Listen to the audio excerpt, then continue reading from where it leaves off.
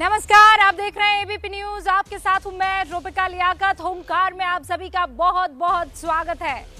रमजान का महीना शुरू हो चुका है, पहला रोजा है इम्तिहान। लेकिन इम्तिहान इस शब्द को लेकर आज देश में एक अच्छी खबर आई। खबर ये आई कि सरकार ने फैसला ले लिया है मंथन और चिंतन करने के बाद कि 10वीं की परीक्षाओं को रद्द कर दिया जाएगा और 12वीं की परीक्षाओं को टाल दिया जाएगा। ये वो फैसला था जिसका विरोधियों ने भी वेलकम किया, बहुत खुशी से इसका इजहार किया, इसलिए क्योंकि अभी कोरोना विकराल रूप ले चुका है। ये शब्द विकराल छोटा है, लेकिन जब आप महसूस करेंगे तो आपको इस बात का अंदाजा होगा कि कोरोना आपको दिख नहीं रहा है, लेकिन इतने खतरनाक रूप में दोबारा आया है कि अब वो जिंदगी को लीलते वक्त एक बार फिर सोचने की जहमत नहीं उठा रहा है। मेरा सवाल अब ये है कि अगर बच्चों के इम्तिहानों को टाला जा सकता है तो लोकतंत्र के इम्तिहान को क्यों नहीं टाला जा सकता है? और मैं ऐसा क्यों कह रही हूं, इसकी शुरुआत और इस विचार की शुरुआत कहां से हुई? उत्तर प्रदेश के मोहनलालगंज के रिप्रेजेंटेटिव हैं कौशल किशोर। वो एबीपी न्यूज से आज जब बातचीत कर रहे थे तो उन्होंने खुद इस बात के बारे में और इस बात को आगे रखा कि पंचायती चुनाव जो उत्तर प्रदेश में होने वाले हैं, कोरोना के इस भयंकर रूप को देखने के बाद उसे टाल देना चाहिए। जब उन्होंने ये कहा तब साथ में एक और तस्वीर चल रही थी, और वो तस्वीर क्या थी? वो उत्तर प्रदेश के पूर्व मुख्यमंत्री अखिलेश यादव की कोरोना रिपोर्ट की पॉजिटिव खबर, और दूसरी तरफ योगी आदित्यनाथ जो अभी उत्तर प्रदेश के मुख्यमंत्री हैं, उनकी रिपोर्ट की पॉजिटिव खबर। यानी रिपोर्ट पॉजिटिव हुई वो खबर। रेमडेसिविर इंजेक्शन जो इलाज में काम आ रहा है, उसकी कमी है उत्तर प्रदेश में। ऑक्सीजन की कमी है उत्तर प्रदेश में। ऐसे में क्या इन चुनावों को टाला नहीं जा सकता? 3 महीने हम और इंतजार नहीं कर सकते हैं? जिंदा रहेंगे तभी तो सरकारें रहेंगी ना, तभी तो आप राज कर पाएंगे ना। और मैं एक कदम और आगे बढ़ती हूं। उत्तर प्रदेश के बाद पश्चिम बंगाल में क्या वहां पर चुनावों को पोस्टपोन नहीं कर दिया जाना चाहिए? आज इसी पर हुंकार। पहले आप ये रिपोर्ट देखिए, फिर वो 5 सवाल आपके सामने होंगे और फिर मेहमानों से इस मसले पर, गंभीर मसले पर एक गंभीर चर्चा।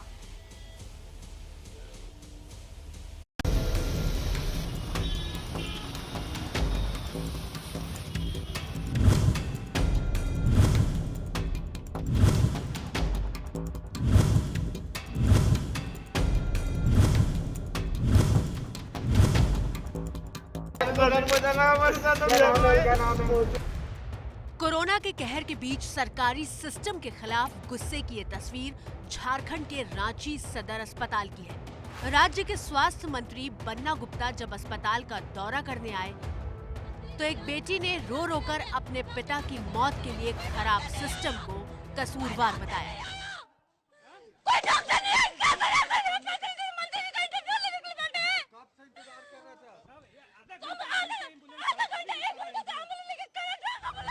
आरोप है कि हजारीबाग के रहने वाले कोरोना संक्रमित पवन गुप्ता को सांस लेने में दिक्कत की वजह से रांची के अस्पताल लाया गया था, लेकिन सिस्टम ने पवन गुप्ता और उनके घर के लोगों को इतना घुमाया कि अस्पताल तक आते आते पवन गुप्ता की जान चली गई। पवन गुप्ता की बेटी का आरोप है कि अस्पताल तक आने के लिए उन्हें सरकारी एम्बुलेंस तक नहीं मिली। प्राइवेट एम्बुलेंस में जैसे तैसे पहुँचे, लेकिन इसके बावजूद जान नहीं बची। पिता को खोने का गम गुस्से के रूप में निकला।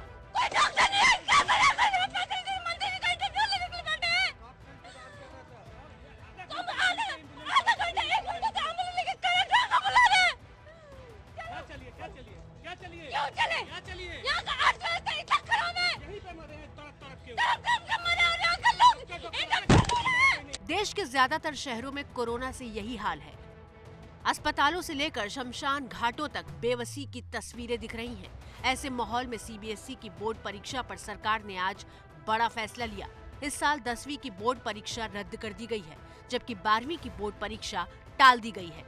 सरकार ने बोर्ड परीक्षा को टालकर अच्छा फैसला लिया, लेकिन भीड़ बढ़ाने वाली कुछ और गतिविधियों पर अभी तक रोक नहीं लगी है। यूपी में कोरोना के बावजूद कल पंचायत चुनाव के पहले चरण की वोटिंग होने वाली है।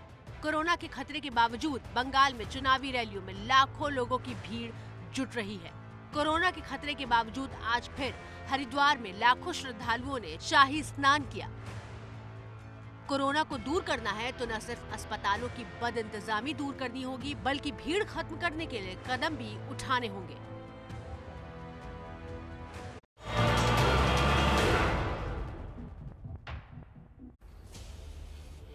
अब मेरे सामने वो सवाल हैं जो आपके जहन में भी होंगे और आपके सामने भी होंगे, और इसीलिए वो सवाल आपके सामने रखना जरूरी है। पहला सवाल यही है कि 1 साल हो गया है कोरोना को अटैक किए हुए हिंदुस्तान को, अभी भी अस्पतालों के जो हालात है वो इस तरीके के क्यों बने हुए हैं। दूसरा, ऑक्सीजन से लेकर बेड से लेकर आज भी, ये दूसरा सवाल है, इससे हमें क्यों जूझना पड़ रहा है। तीसरा सवाल जो जहन में आता है वो यही कि उत्तर प्रदेश के ये जो पंचायत के चुनाव होने वाले हैं, क्या इनको रोका नहीं जा सकता है। चौथा सवाल जो जहन में आता है वो यही है कि अगर उत्तर प्रदेश के पंचायत राज के चुनाव रोके जा सकते हैं तो फिर पश्चिम बंगाल में वर्चुअल रैली के जरिए आप संबोधित कर लीजिए, क्योंकि आधे चुनाव हो चुके हैं। आप ये कहेंगे अब आधे रोकना जरूरी नहीं है या मुनासिब नहीं है। खैर, सवाल ये कि फिर वहां वर्चुअल रैली क्यों नहीं की जाती है। और पांचवा सवाल यही है कि कुंभ में स्नान हो रहा है कि खतरे में जान को डाला जा रहा है। कुंभ के आयोजन पर भी क्या रोक नहीं लगाई जा सकती है। इन्हीं 5 सवालों के इर्द गिर्द आज की मेरी बहस रहने वाली है, और जो खास मेहमान हमारे साथ जुड़े हैं उनसे आपका तारुफ करवा दूं। प्रेम शुक्ला जी हमारे साथ जुड़ चुके हैं, राष्ट्रीय प्रवक्ता हैं बीजेपी के। अभय दुबे जुड़ चुके हैं, राष्ट्रीय प्रवक्ता हैं कांग्रेस के। डॉक्टर कौशल कांत मिश्रा हमारे साथ जुड़े हैं, इसीलिए आज जुड़े हैं क्योंकि कल बहुत शानदार बातें इन्होंने कही थी लेकिन वक्त कम पड़ गया था, और आज इसीलिए डॉक्टर कौशल कांत दोबारा आपको बुलाया गया है, क्योंकि आप जैसे डॉक्टर्स की जो बहुत ईमानदारी से और साफगोई से अपनी बात रखे जरूरी है। और हमारे साथ अभिज्ञान प्रकाश भी है जो कि नेशनल अफेयर्स एक्सपर्ट है। डॉक्टर कौशल कांत, शुरुआत आपसे कर रही हूँ, मुझे ये बताइए आपको क्या लगता है परीक्षाएं टल सकती हैं। आई एम सो हैप्पी, कल हम यहीं पर डिस्कस कर रहे थे, गौरव भाटिया के पिता होने और अपने बच्चों को परीक्षा में भेजने ना भेजने का सवाल चल रहा था, और आज बढ़िया खबर आ गई, thanks to Modi government for this. लेकिन अगर परीक्षाएं रद्द हो सकती है तो चुनाव क्यों नहीं, कौशल कांत साहब, और कुंभ का मेला क्यों नहीं। रुबिका जी, कोई भी पब्लिक गैदरिंग है इस समय सभी कुछ बंद होना चाहिए। सरकार को सेंसिबली एक्ट करना चाहिए, चाहे वो कुंभ का मेला हो, चाहे वेस्ट बंगाल का इलेक्शन हो, चाहे उत्तर प्रदेश का पंचायत इलेक्शन हो। सभी के ऊपर सारी पॉलिटिकल पार्टियां एक साथ मिलकर बैठें और डिसीजन लें और इसको बंद करें टेम्परेरली, जब तक कि कोरोना की ये पीक खत्म नहीं हो जाती। बिना उसके कोई भी रास्ता नहीं है। मजबूरी में जिस तरीके से जितने ज़्यादा लोग सड़क पे रहेंगे उतने ज़्यादा लोग इन्फेक्ट करेंगे, उतने ज़्यादा लोग हॉस्पिटल की तरफ जाएंगे, और उतनी ही सरकार की अपनी बदनामी होगी कि ऑक्सीजन नहीं है, रेमडेसिविर। आप उत्तर प्रदेश की बात कर रहे हैं, कल ब्लैक में दिल्ली में मेरे से लोग मंगवा रहे थे और मैंने 2 लोगों को दिलाई भी है, ब्लैक में मिल रही है। लेकिन कोई भी इसको पब्लिकली नहीं कहना चाहेगा, मैं सामने बोल रहा हूँ, ठीक। तो अगर अपनी सरकार अपनी भद नहीं पिटवाना चाहती, चाहे वो स्टेट गवर्नमेंट हो चाहे वो सेंटर गवर्नमेंट हो, तो उसे पब्लिक गैदरिंग को रोकना पड़ेगा, वो किसी भी तरह की हो। इसके अलावा और कोई चारा नहीं है, क्योंकि आज भी कोरोना का कोई ट्रीटमेंट नहीं है। और जितना पुराना इतिहास है पेंडेमिक्स का, पेंडेमिक्स अपनी नेचुरल डेथ से जाती हैं, ये पेंडेमिक भी नेचुरल डेथ से जाएगी, क्योंकि वायरल इन्फेक्शन का अभी तक कोई परमानेंट क्योर नहीं आया है। वैक्सीन से केवल प्रिवेंशन हो सकता है, वो भी 6 महीने तक। आप बहुत सारे एग्जाम्पल देख रही हैं कि 2 वैक्सीन लेने के बाद भी लोगों को कोरोना हुआ है, यानी कि ये बात सही है कि केवल 85% लोगों को फायदा हो सकता है, प्रिवेंशन हो सकता है। 15% लोगों को कोरोना की वैक्सीनेशन के बाद भी इन्फेक्शन हो सकता है। सबसे इफेक्टिव टूल ये मास्क है, और दूसरा इफेक्टिव टूल पब्लिक गैदरिंग को खत्म करना है, जिसकी वजह से इसको बचाया जा सकता है। डॉक्टर कांत, मैं बस दर्शकों को बताना चाहती हूँ, और मेरे कैमरा पर्सन मान है, मान बस हल्का सा मुझे मेरे दर्शकों को बता दीजिए आसपास जूम करके कि मैं और आपकी मेरी दूरी कितनी है। मतलब मेरी और मान की दूरी बहुत ज़्यादा है, आसपास कुछ भी नहीं है, देयर इज नथिंग। हम लोग विंडो में ना रहे ताकि आप बता सकें, लेकिन फिर भी मास्क लेकर बैठी हूँ कि यहाँ से जब उठ कर जाऊँ तो मास्क के बगैर ना उठूँ। घर से काम कर रही हूँ। ये बहुत महत्वपूर्ण चीज़ें हैं जिसका आपको ख्याल रखना होगा। डॉक्टर कांत, आप कह रहे हैं कि कल लोग दिल्ली में ब्लैक में जो है रेमडेसिविर जो है वो मंगवा रहे थे। मैं उम्मीद करती हूँ कि आपने ब्लैक में किसी को नहीं दी होगी ये, क्योंकि ये कानून के खिलाफ भी है। और ठीक है पैंडेमिक है, लेकिन उसके बावजूद अगर एक करेगा तो 100 करेंगे, 100 करेंगे तो 1000 और फिर करोड़ों तक मामला चला जाएगा और रोक नहीं पाएंगे। रूबिका जी। हाँ डॉक्टर कांत। रूबिका जी, मैं ये नहीं कह रहा हूँ कि मैंने ब्लैक की, मैं ये कह रहा हूँ कि लोग ब्लैक में खरीद रहे हैं और उसके प्राइस जो मेरे पास आए कि 500-5500 रुपए में एक ऑयल मिल रही है। भाई मैं, हाँ जी, हमसे नहीं, मैं कोई सप्लायर नहीं हूँ, लेकिन लोगों को लगता है कि मैं डॉक्टर हूँ, लोगों को लगता है कि मैं डॉक्टर हूँ।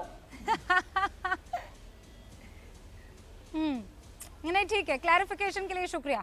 अभिज्ञान प्रकाश में आपके पास आऊंगी और फिर मेरे दोनों पॉलिटिशियन दोस्त और मेहमान जो यहाँ पर बने हुए हैं उनके पास जाऊंगी।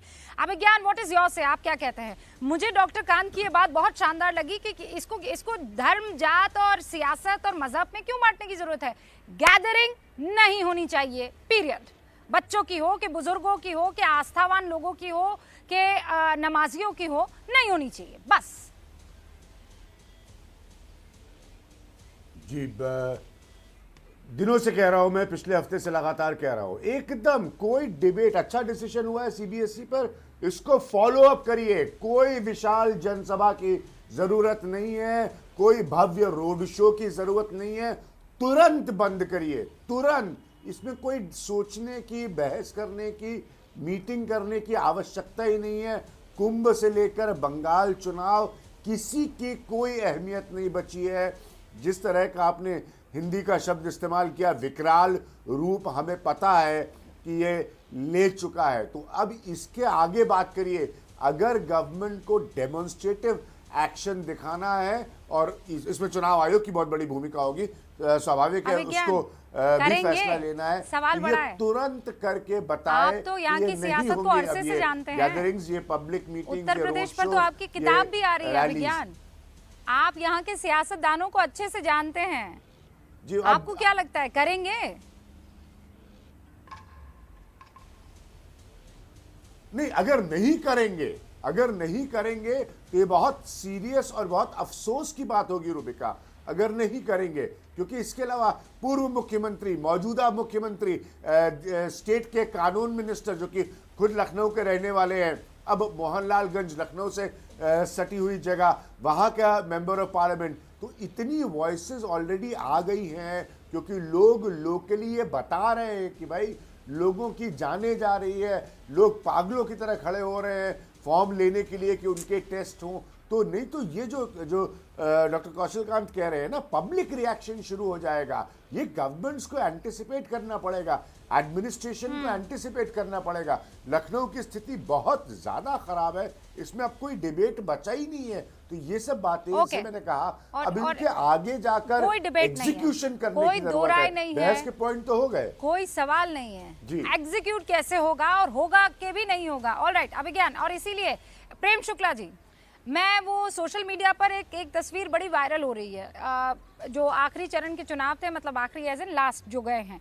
चौथे चरण के, उसमें एक तरफ रैली की तस्वीर है, जो भीड़ लगा के लोग आपस में खड़े हुए हैं और नेतागण जो हैं रैली कर रहे हैं, जनसभा कर रहे हैं। और दूसरी तस्वीर, जब वोट देने जा रहे हैं, वही लोग जो रैली में मौजूद थे वो सोशल डिस्टेंसिंग कर रहे हैं। अरे भाई, अभी क्या जरूरत है? आप लोगों को मुबारकबाद सर, मैं पहले ये कह देना चाहिए मुझे, आपने बच्चों का मान रखा, उनके माँ बाप का ध्यान रखा, लेकिन अब क्या वोटर्स का ध्यान रखने की बारी नहीं है? मैं डॉक्टर कौशल कांत मिश्रा जी और अभिज्ञान प्रकाश के मत से पूरी तरह से सहमत हूँ। निर्वाचन आयोग को और सारे राजनीतिक दलों को इस बारे में विमर्श करके, कोई भी भीड़ की, किसी भी तरह पर कहीं भीड़ जमा हो रही हो, इस तरह के किसी भी आयोजन से जनता को बचाना चाहिए, कहीं पर भीड़ ना होने पाए। इसका ख्याल, मैं मुंबई में बैठा हूं, मैं अपने आसपास देख रहा हूं कि कितना भयावह स्थिति है। मेरे आसपास मेरे कई रिश्तेदार इस जो है महामारी के शिकार हो चुके हैं, मेरे आसपास बहुत सारे मित्र बीमार हैं। मैं मुंबई में रेमडेसिविर की कमी है, ऑक्सीजन की कमी है, बिस्तरों की कमी है, इस कमी को देख रहा हूं और इसमें प्रशासन पूरी तरह से हतबल हो गया है। ऐसे में हाथ जोड़कर विनती है कि निर्वाचन आयोग और सारे राजनीतिक दल राजनीति की जनेऊ उतार कर कृपा करके इस पर बैठे और भीड़ को दूर करने का प्रयास करना चाहिए, भीड़ के आयोजनों से बचने का प्रयास करना चाहिए, मेरा स्पष्ट मत है। प्रेम शुक्ला जी, पिछली मर्तबा जब आप और मैं डिबेट में बैठे थे तब आप बता रहे थे कि आपके परिवार के लोग भी कुंभ के स्नान में गए हैं। क्या उनको आपने वापस बुला दिया है, क्योंकि स्थिति बहुत विकराल हो चुकी है? निश्चित बुला ले। कुंभ के मेले के आयोजन को भी रुक जाना चाहिए ना? नहीं, निश्चित मेले के आयोजन के दौरान भी शाही स्नान के समय भीड़ होती है। शाही स्नान के अलावा जब भीड़ ना हो, जब जिन घाटों पर खाली जगह हो वहां स्नान करके मेरे परिवार के लोग आए हैं। वहां पर शाही स्नान के अलावा शेष तो प्रोटोकॉल था, फिर भी मेरी विनती है कि उस आयोजन से लोगों को बचना चाहिए।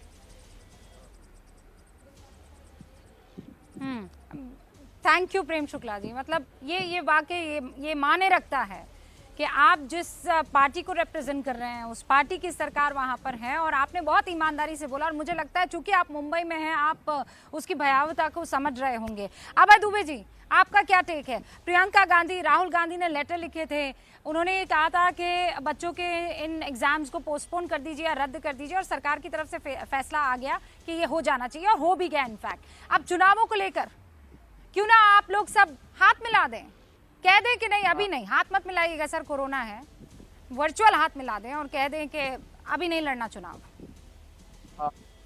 मैं देश के लोगों से एक ही बात कहता हूँ, देखिए जब बड़ा साइक्लोन आता है तो हम लोग क्या करते हैं?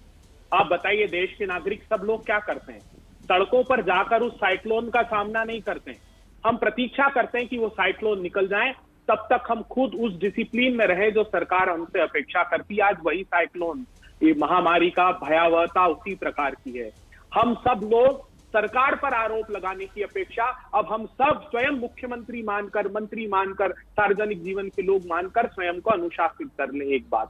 दूसरी बात है, खुदा हर फैसला तेरा मुझे मंजूर है, सामने तेरा बंदा बहुत मजबूर है। मैं रमजान के पवित्र माह में सभी धर्मावलंबियों से भी अनुरोध करता हूं कि वो अपने को सीमित दायरे में रहकर इस पवित्र धर्म के प्रति को अंगीकार करें। और जहां तक कुंभ का मेला है, तो कुंभ का मेला होता क्यों है? क्योंकि जिन स्थानों पर समुद्र मंथन के दौरान अमृत छलका था, वहां कुंभ का मेला आयोजित होता है। तो मेरे हिंदू सनातन धर्म के धर्मावलंबियों, अभी समुद्र मंथन चल रहा है इस महामारी में, और उसका जो विष है कालकूट नाम का, वो शंकर को कंठ में धारण करने दीजिए। आप मत लीजिए उस विष को। आप उस विष को नहीं लेना चाहते हैं तो हाथ जोड़कर कृपा पूर्वक निवेदन है कि उससे दूरी बनाइए। लेकिन मैं प्रतिपक्ष का व्यक्ति हूं, मेरा दायित्व है सरकार को आगाह करना, और समालोचना जरूर करूंगा सिर्फ दो विषयों पर। रूबिका जी, देखिए रेमडेसिविर का जहां तक प्रश्न है, तो इंस्टॉल्ड कैपेसिटी 38,80,000 पर मंथ के प्रोडक्शन की हिंदुस्तान में है, 7 कंपनियां बनाती है। सरकार ने बहुत देर की इसके एक्सपोर्ट पर प्रतिबंध लगाने में, लोग त्राहिमाम कर रहे थे, ये सरकार को पता था। दूसरा मेरा बड़ा सवाल है कि बीते 4 दिनों का मेरे पास डेटा है वैक्सीनेशन का, राज्य दर राज्य वैक्सीन नहीं है, इसकी भयावहता भी सामने आने वाली है।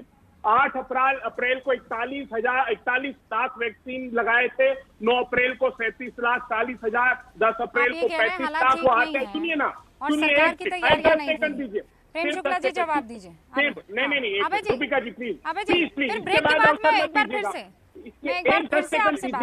ओके, इसके बाद ऑलराइट सर, 10 सेकंड। देखिए 13 अप्रैल को वो 26 लाख पर आ गए, 12-15 लाख वैक्सीन लगातार हम कम कर दिए लगाना। और ये क्यों हुआ?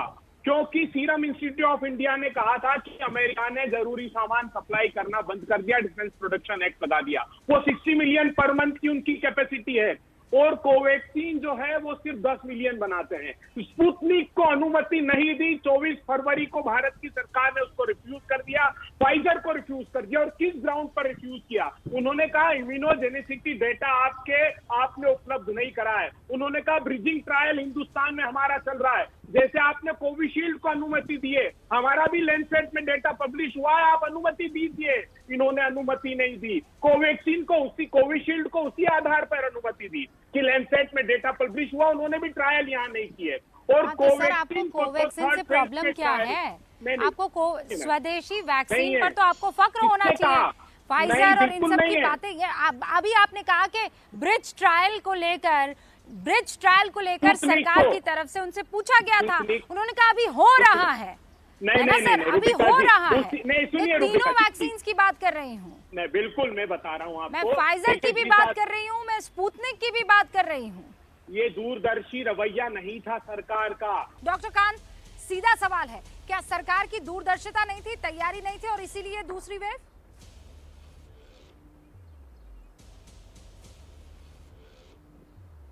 ये बहुत कठिन सवाल है रुबिका जी, क्योंकि सरकार तो कोई भी डिसीजन लेगी उसकी रिस्पॉन्सिबिलिटी रहेगी। पर मुझे ऐसा लगता है कि जिस तरह के प्रधानमंत्री, मैं मोदी जी की बड़ी इज्जत करता हूं और मुझे लगता है कि जो उनके एडवाइजर हैं उन्होंने उनको प्रॉपर फीडबैक नहीं दिया है। क्योंकि मेरा ये मानना है, जैसा कहा गया है ना, निंदक नीरे राखिए आंगन कुटी छवाए, बिन पानी साबुन के बिना निर्मल करे सुभाए। तो जो लोग उनके एडवाइजर हैं, या तो उनका फेल्योर है या उन्होंने प्रॉपर एडवाइस नहीं किया, और अगर एडवाइस प्रॉपर हुई इसके बाद अगर सरकार ने गलत स्टेप दिया है तो सरकार की गलती है। तो ये असेसमेंट का फेल्योर है। मुझे पता चला 10 दिन पहले सीरो सर्वे की रिपोर्ट में 50% पॉजिटिविटी आई थी। अगर 50% पॉजिटिविटी सीरो सर्विस में आई है तो जो एक्सपर्ट्स थे उनको एडवाइस करना चाहिए था कि पब्लिक गैदरिंग बंद होनी चाहिए, क्योंकि ये साइंटिफिक डिसीजन होना चाहिए था।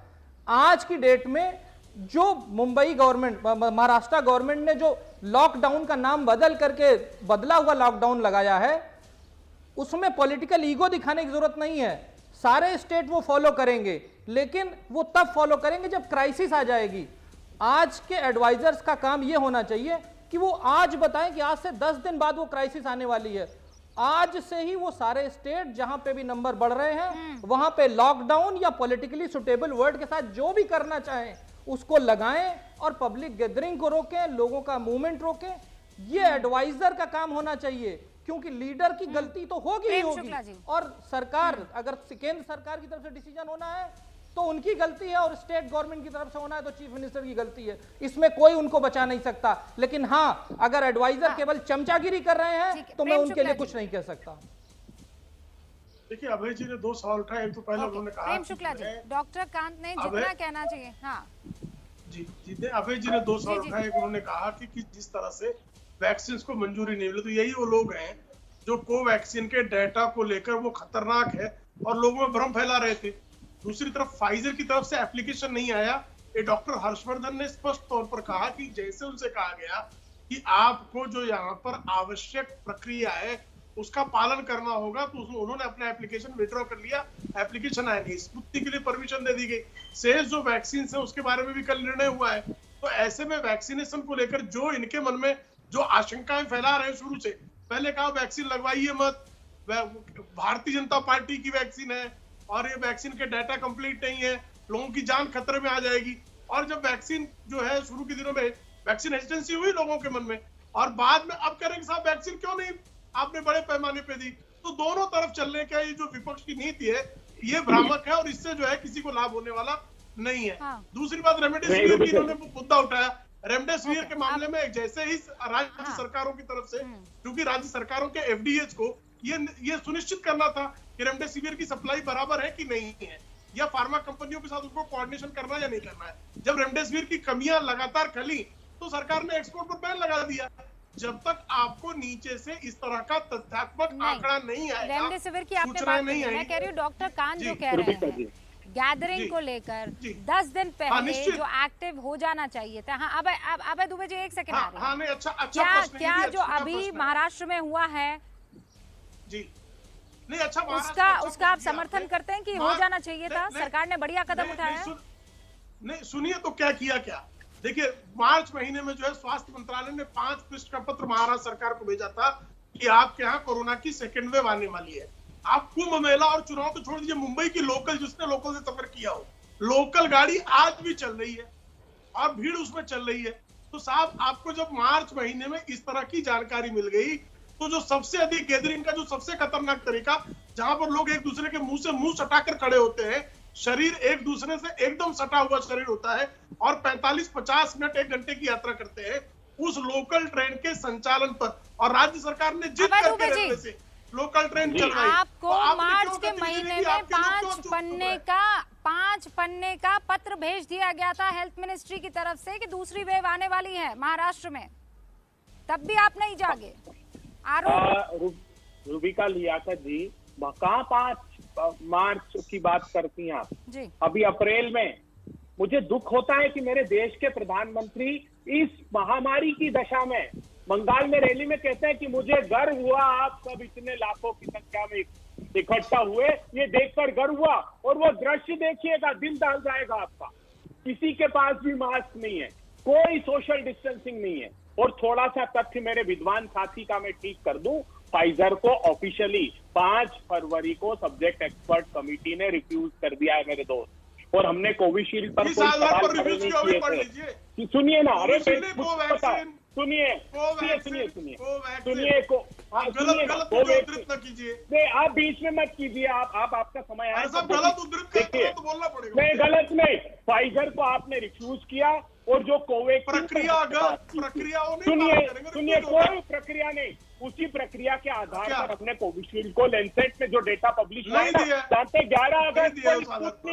11 अगस्त को स्पुतनिक को मंजूरी 40,000 टेस्ट के साथ ब्रिजिंग ट्रायल उसका चल रहा था। ये दूरदर्शी है। सुनिए ना रूबिका जी, देश के साथ आप दोनों इस मामले में सुनिए ना। अभय जी एक सेकंड, वैक्सीन पर चर्चा नहीं, मैं कह रही हूँ गैदरिंग पर चर्चा होनी चाहिए। वैक्सीन पर जब हम लड़ने लगते हैं तो ऐसा लगता है जैसे वैक्सीन ना हमको इस वायरस से बचा देगी, जबकि सच ये है कि ऐसा नहीं होगा। वायरस तो आपको तब भी होगा, मोर्टेलिटी रेट में जरूर फर्क आएगा, गंभीर अवस्था में आप अस्पताल नहीं जाएंगे। आप जानती हैं पूरे ही समूचे, मैं तो राजनीति नहीं करना चाह रहा था। मध्य प्रदेश के पूर्व स्वास्थ्य मंत्री ने आरोप लगाया शिवराज पर, स्वयं पर। उन्होंने कहा कि जो महाराष्ट्र में जितनी ऑक्सीजन 43,000 लोगों को मुहैया कराई गई, उतनी ऑक्सीजन आपने 5,000 लोगों को, ये ऑक्सीजन की हेराफेरी कहाँ हो रही है? मैं राजनीति में नहीं पढ़ना चाह रहा हूँ इस समय। मेरा अनुरोध ये है कि आज जो हमने 11 करोड़ 11 लाख लोगों को टीका लगा दिया है, अगले माह में सेकंड डोज, ये आरोप लगाया खुद पूर्व स्वास्थ्य मंत्री भाजपा के ने मध्य प्रदेश की भाजपा की सरकार पर कि आपने जो खर्च ऑक्सीजन का बताया है वो बताया है 5,000 लोगों। सुनिए ना, उन्होंने आरोप लगाया। मैं तो उस झगड़े में पढ़ना भी नहीं चाह रहा था। मेरा अनुरोध इतना है कि जो 11 करोड़ लोगों को एक डोज दे दिया आपने, उनका सेकंड डोज अगले महीने में देना है रूबिका जी। तो वो कहां से आप लाओगे, जबकि आप हर दिन टीके कम कर रहे हो, वैक्सीनेशन कम कर रहे हो, क्योंकि है नहीं तो इसकी तैयारी करिए। और आप जितनी तत्परता दिखा सकते हैं, 100 मिलियन स्पुतनिक तैयार कर रहा है और हमको आगे बढ़कर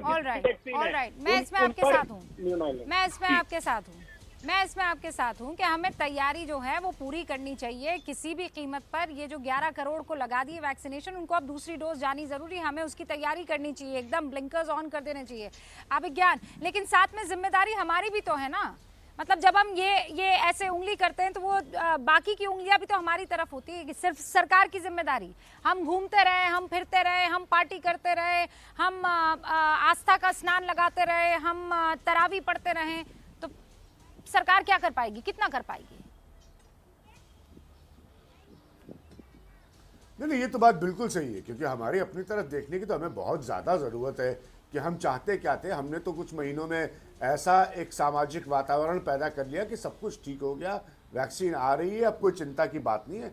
अब आप जाइए, बड़े बड़े देशों में पार्टियां हो रही थी, देश के अलग अलग हिस्सों में सारे आयोजन हो रहे थे, लोग भूल गए थे, रोज़मर्रा की ज़िंदगी वापस आ गई थी। मैंने आपको पहले भी पॉइंट आउट किया था कि कैसे एक सिक्योरिटी गार्ड ने मुझे बात बताई अस्पताल के बाहर कि बिहार चुनाव जब आए तब एक माहौल उससे पहले पैदा हो गया कि हाँ, अब इलेक्टोरल प्रोसेस भी चालू हो रहे हैं, सब कुछ ठीक हो रहा है। तो हमें अपनी तरफ तो देखने की ज़रूरत है। मैं बहुत देर से वैक्सीन पर बहस सुन रहा था, वो एक ये अलग से कांग्रेस बीजेपी अपनी बहस कर ले। मेरे 2 पॉइंट है रूबिका, जल्दी से, यहाँ से ज़रा आगे बढ़ते हैं। इसमें तो अब कोई दो राय नहीं है कि गैदरिंग्स खत्म हो, गैदरिंग्स पर बैन हो, इनकी कोई ज़रूरत नहीं। ये होगा कैसे? मैं आज ये जानना चाहता हूँ कि क्या देश की पॉलिटिकल पार्टीज, सिर्फ वेस्ट बंगाल का एग्जाम्पल लेते हैं, बीजेपी, टीएमसी, कांग्रेस, लेफ्ट, क्या ये सब मिलकर जाएंगे चुनाव आयोग के पास और बोलेंगे कि देखिए स्थिति बदल गई है। ये हर दिन जो फुटेज आती है हजारों लोगों के रोड शो की, चाहे किसी भी पॉलिटिकल पार्टी के हो, इसको तुरंत खत्म होने की जरूरत है।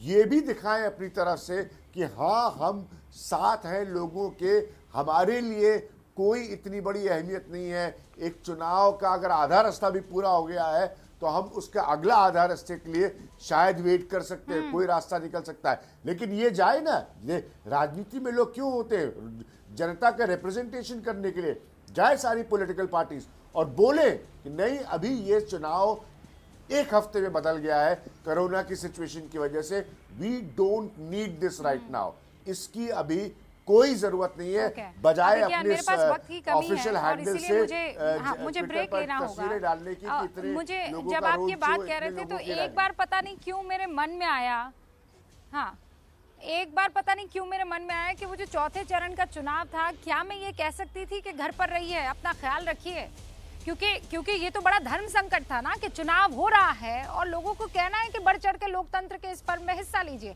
चुनाव आयोग को अब ये फैसला ले लेना चाहिए और चुनाव आयोग तभी फैसला ले पाएगा जब बीजेपी, कांग्रेस, टीएमसी, बाकी तमाम पार्टियां एक प्लेटफॉर्म पर होगी कि चुनावी लड़ाई लड़ लेंगे, पहले कोरोना की लड़ाई लड़ते हैं। आप सभी का बहुत बहुत शुक्रिया हुंकार में हमारे साथ जुड़ने के लिए। कि वाराणसी के काशी विश्वनाथ के मंदिर में अगर आप दर्शन करने जा रहे हैं, मैं तो आपसे प्रार्थना करूंगी कि घर में बैठकर भगवान का ध्यान कीजिए, लेकिन अगर आप जा रहे हैं तो आरटीपीसीआर की नेगेटिव रिपोर्ट लिए बगैर आपको प्रवेश नहीं दिया जाएगा। बहुत क्लियरली ये कह दिया गया है 3 दिन के अंदर की आरटीपीसीआर टेस्ट रिपोर्ट आपके पास होनी चाहिए। एक छोटे से ब्रेक के लिए हम रुक रहे हैं, आप देखते रहिए एबीपी।